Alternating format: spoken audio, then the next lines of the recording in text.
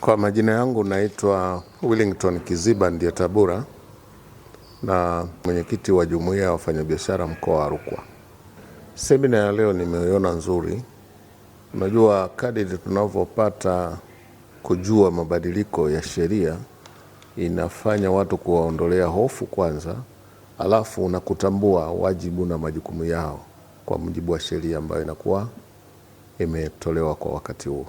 TRA waendelee kutoa elimu hizi mara kwa mara, na kuna mambo mengi ambayo wanatakiwa wafanyabiashara waweze kufafanuliwa na kuelekezwa, na wanayo mambo ya mengi ya kuweza kuuliza na wanayo maoni. Kwa hiyo ikitolewa mara kwa mara na watu wanaweza wakawa wanashiriki, alafu wanaweza kutoa maoni na kupata uelewa zaidi juu ya masuala ya sheria za kodi.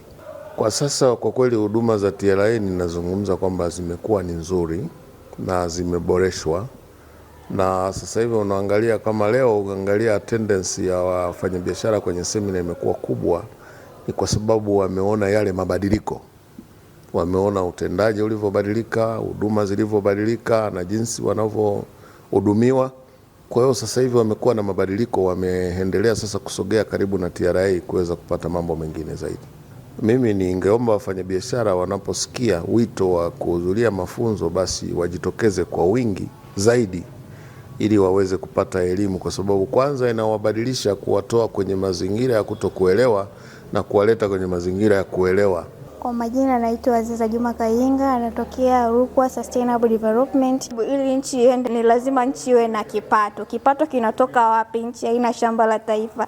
Ni lazima sisi kama Watanzania tuchangie kukua kwa uchumi wa nchi yetu kupitia kulipa kodi. Wito wangu ni kwamba Watanzania wote tulipe kodi bila kulazimishwa, kwa sababu ili nchi yetu iendelee ni lazima nchi yetu iwe na kipato. Maendeleo yote tunayoyaona, barabara, hospitali, labda airport zinajengwa, ni kodi ya wewe kama Mtanzania. Kama wewe Mtanzania usipolipa kodi, ina maana moja kwa moja hizo huduma ambazo zinatolewa na nchi yetu hazitaweza kupatikana, kwa sababu serikali kama nilivyosema hapo awali haina shamba inalochuma hela. Majina naitwa Michael Manjisi, natokea Laela, halmashauri ya wilaya ya Sumbawanga. Kama wafanyabiashara hawana amani na biashara yao, kimsingi na mamlaka pia, hiyo sio alama nzuri kwenye kazi yao. Kwa hiyo kupeana elimu kunasaidia kuijenga kazi ifanyike vizuri, lakini pia mfanyabiashara afanye kazi kwa utulivu na mamlaka pia ifikie malengo yake kama ilivyokusudiwa.